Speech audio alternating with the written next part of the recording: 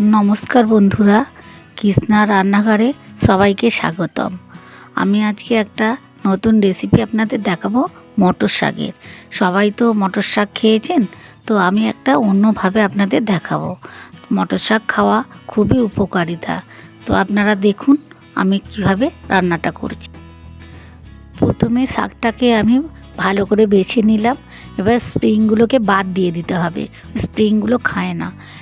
এরপর আমি শাকগুলোকে কেটে ভালো করে ধুয়ে নেব।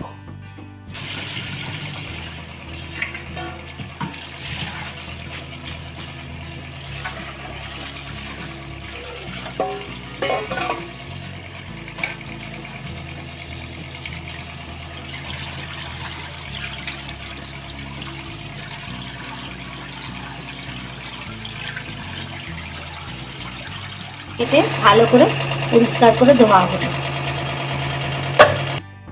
কেটে নিলাম, পেঁয়াজ কেটে নিলাম, আর আদা বাটা, রসুন বাটা, এই যে টমেটো কেটে নিলাম। এবার তেল দিলাম, পেঁয়াজ কুচি দিয়ে দিলাম,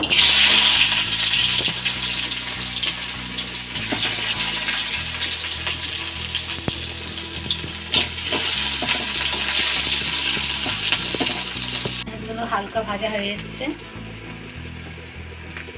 এবার আমরা টমেটো কুচিটা দিয়ে দিই,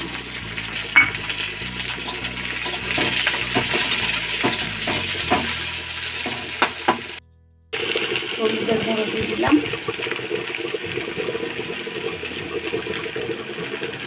লঙ্কার গুঁড়ো দিলাম, পরিমাণ মতো লঙ্কার গুঁড়ো, ঝাল যে যেমন খাবে।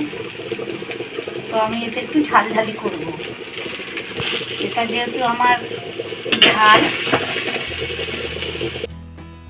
জিরে গুঁড়ো সামান্য দিয়ে দিলাম। এবার মশলাটা কষিয়ে নিতে হবে, তেল যতক্ষণ না ছাড়ছে ততক্ষণ মশলাটা কষাতে হবে।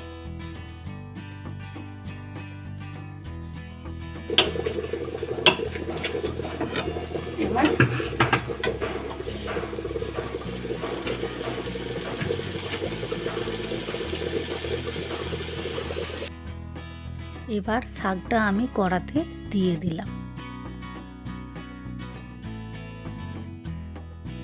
আগে হালকা নেড়ে নেব, যাতে তলায় না ধরে যায়। এবার বাকি শাকটা আমি দিয়ে দিলাম। এরপর হালকা করে নেড়ে নেব, পরিমাণ মতো নুন দিয়ে দেব। এবার আমি এতে ভালো করে নেড়ে নিয়ে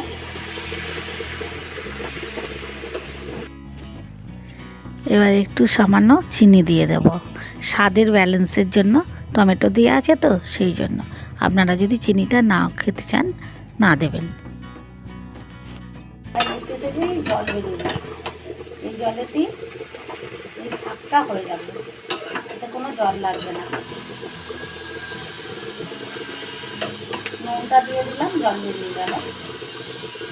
সামান্য ঢাকা দিয়ে কিছুক্ষণ ঢাকা দিয়ে রেখে দেবো।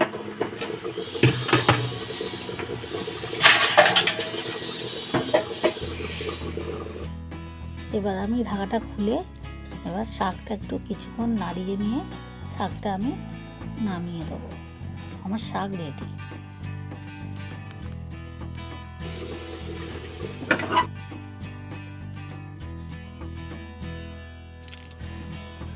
রান্নাটা আমার রেডি হয়ে গেছে। এই রান্নাটা যদি আপনাদের ভালো লাগে আপনারা লাইক, কমেন্ট, শেয়ার করে দেবেন।